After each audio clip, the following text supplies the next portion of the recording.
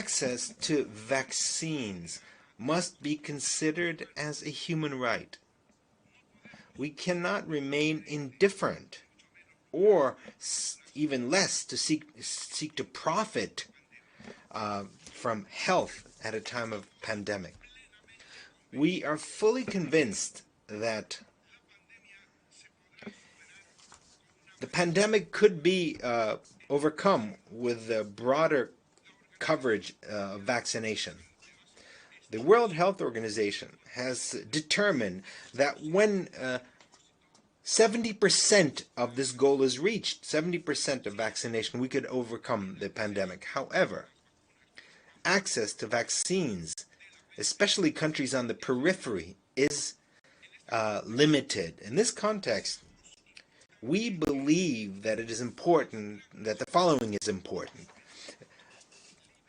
Transnational companies that produce medication should lift their patents and share their knowledge and technology for the production of COVID-19 vaccines. And through our joint efforts, we can ensure immediate access to vaccines to all people in all countries of the world.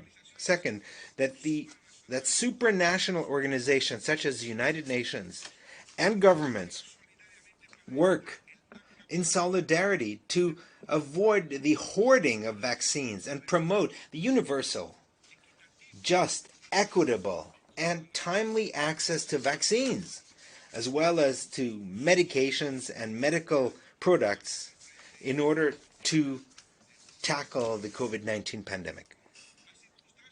Current circumstances created by the pandemic are in fact an appeal to solidarity and international cooperation among brethren nations in favor of life.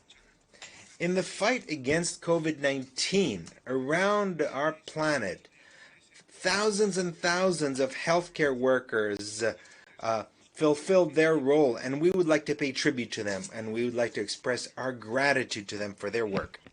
In Europe, in spite of its problems, countries managed to reach an agreement and have allocated billions of dollars to reactivate its economy.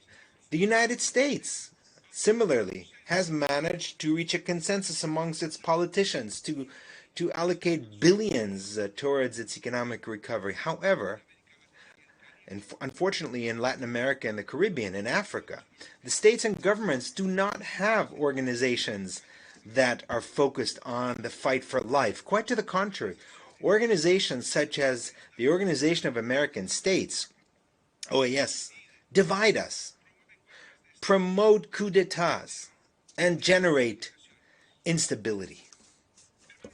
Fellow President, the COVID-19 crisis has also demonstrated vulnerabilities and inequalities in the financial system and in the global economy.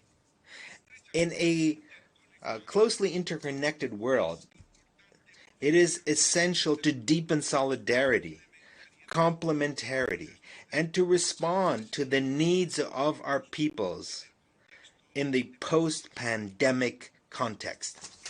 To do this, it's necessary to strengthen integration and cooperation so that we can confront the multidimensional impact on our economies, on our industries, and on our capacity to achieve food security based on our sovereignty. In this context, it is essential to rebuild our economies in order to ensure social protection and health care. In other words, we must safeguard and protect workers, farmers, indigenous peoples, original peoples, micro and small businesses, and entrepreneurs. We should protect them just as we protect banks, large corporations, or transnational corporations. To achieve the Sustainable Development Goals, it is essential that we confront the risks that the pandemic has put before us.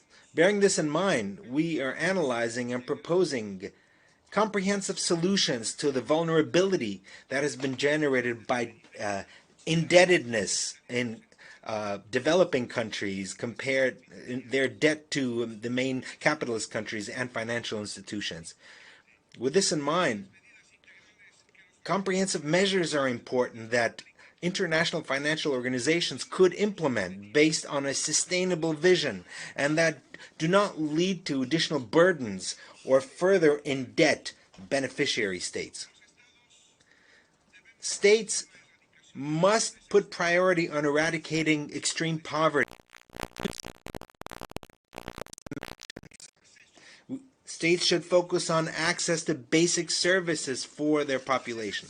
And we must assume in a responsible way the challenge of building a future based on solidarity, complementarity, sustainability, and cooperation among peoples.